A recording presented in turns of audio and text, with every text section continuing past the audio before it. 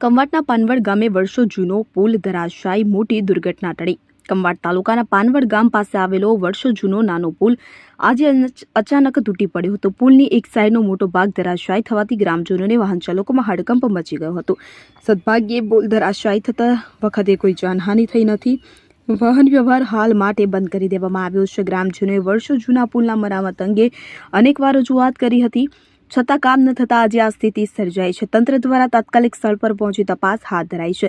લોકોમાં પ્રશ્ન ઉઠી રહ્યો છે કે જર્જરિત પુલોની સમયસર મરામત ન થતા કોઈ મોટી દુર્ઘટના સર્જાઈ હોત તો જવાબદાર કોણ? ઇમરાન મિર્ઝા, છોટાઉદેપુર।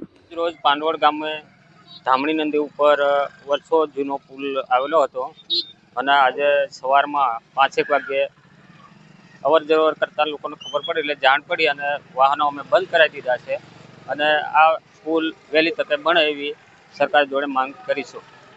કેટલા વાગે આ પુલ તોડવાને? રાત્રે લગભગ 5 વાગે।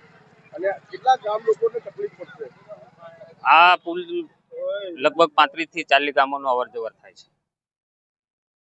શું નામ આપનું? ઇન્દ્રસિંહ રણછોડ, સરપંચ। ઓકે, બોલો। છોટાઉદેપુરથી પાંડવડમાં પ્રવેશવા માટેનો એક જૂનો રજવાડી બ્રિજ આજે ધામણી નદીમાં ધરાશાયી થઈ ગયો છે।